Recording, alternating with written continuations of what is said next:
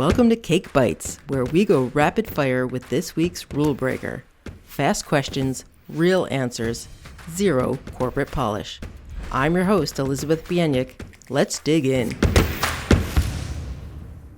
We're about to do Cake Bites with Jonathan Aberman. Are you ready, Jonathan? I'm hungry. Let's go. All right, let's do this. All right, let's do this. What is one completely unrelated thing you do outside of work that you think makes you better at your job?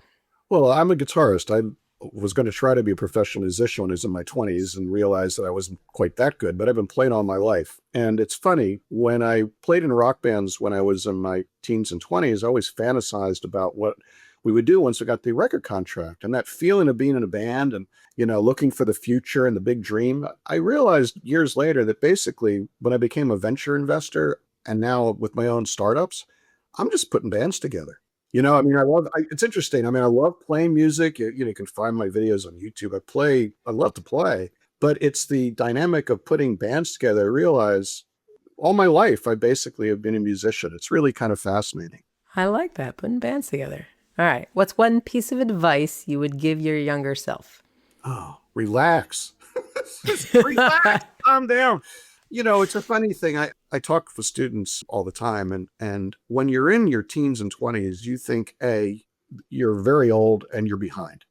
And what I find is really interesting is that if you're fortunate enough to stay healthy, life actually is long and you'd have many opportunities to learn and develop and change and so forth. But, when you're younger, you just think every moment is just chronically important. And I don't know, and maybe I am because I was so neurotic in my 20s, but when I look back at myself, I do want to grab my younger self and say, just calm down. Just it'll be okay. Maybe I'm just projecting because I'm still that same young person. And I'm still, nervous wreck. And so maybe I'm just basically just... Good advice for the younger self and the current self. Right, what they tell you, right, is give people advice so you don't have to live it yourself. So, relax. There you go. Yeah, exactly. There you go. What is one thing that you think more people would be successful if they did, other than relax?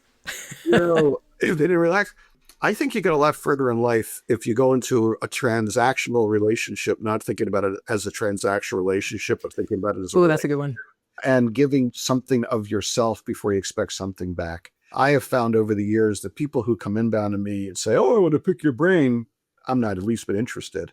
But if somebody comes into my life and is willing to engage and there's some value provided by knowing them, I'm much more interested in interacting with them. And I think it's just wherever I go, whatever I do, I don't worry a lot about getting something back if I find somebody I think is really interesting or meaningful to me in some way. And I try to give them myself. And that's worked out really well for me. And I think I have a really large network of relationships that I'm relying on to grow upside, but just in general, because I think that I've given to myself along the way. So, but again, it comes back to the whole thing about relax. If you're in a situation where you need something, like you're out of a job or you're raising money or things like that, it's hard to relax and give of yourself. You need to take. But right. I find the more you can relax and give of yourself, the more people like you and the more they give back to you.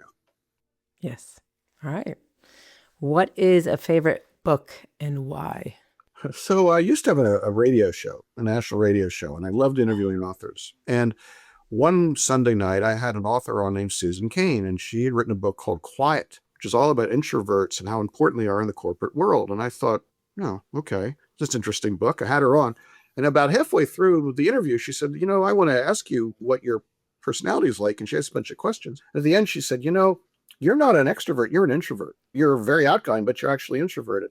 And it was really useful advice because what it did is it helped me feel okay that if I went to a cocktail party and I didn't know anybody and I was anxious, that didn't mean anything other than I would probably rather be at home reading a book and being with my wife and my cats or playing my guitar. But understanding that and then being able to nourish myself, know that after I was done, I'd be able to go back home and be quiet. It was really helpful.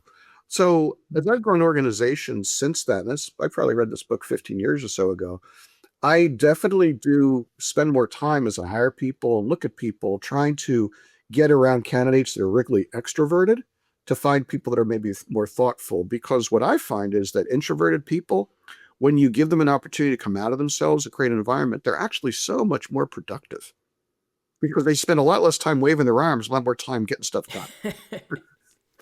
I All think right. introvert. As an Yeah. introvert, I'm gonna have to read this book. Well, Quiet, you said. look, I The know name of it's we're involved Quiet. in innovation. I mean, think about it. How often you got stuff done in your world, in your life, by focusing on the people that actually were in there doing stuff rather than ones that are waving their arms in the meetings. Arm wavers are great. You need arm wavers, but introverts actually are often the engine room of any team. I actually have that code with a couple of my nearest and dearest. If I'm quiet for a while, they ask what I'm up to. I'm like, just quietly building an empire. There you go. There you go. Okay, so your book is War and Peace or something. All right, Jonathan, my last question, because this is Cake on Tuesday, I have to ask, what is your favorite kind of cake? Junior's cheesecake from Brooklyn. It is Oh, just ambrosia. It is, they'll ship it anywhere in the world. And nice. yeah, it's a birthday cake of choice. But yes, it takes me back to my years in New York. I love. And then you didn't ask me about my favorite other food, and that would be pastrami. So you give me pastrami. Oh, you got to be in New York for this. Oh Both yeah, I of mean, us. then, I'm in heaven. I probably could eat that every day until my arteries said basta. So any cheesecake toppings or just you plain? I'm old school. No, I mean, Go why? straight for the good stuff. I'll admit. I mean, every now and then a marble cheesecake with a bit of chocolate, I don't get excited about, but don't put strawberry sauce. Don't mess with quality. Oh no, I go to Cheesecake Factory sometimes, and it's just wrong. It's just wrong.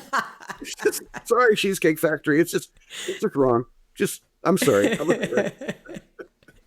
There you have it. Thank you, Jonathan, for joining us for Cake Bites. All right, thanks, Elizabeth. Thanks for joining another Cake on Tuesday celebration of beautiful disruption.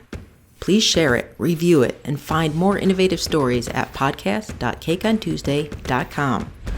I'm Elizabeth Bienik. Be bold, stay curious. Now go have some cake.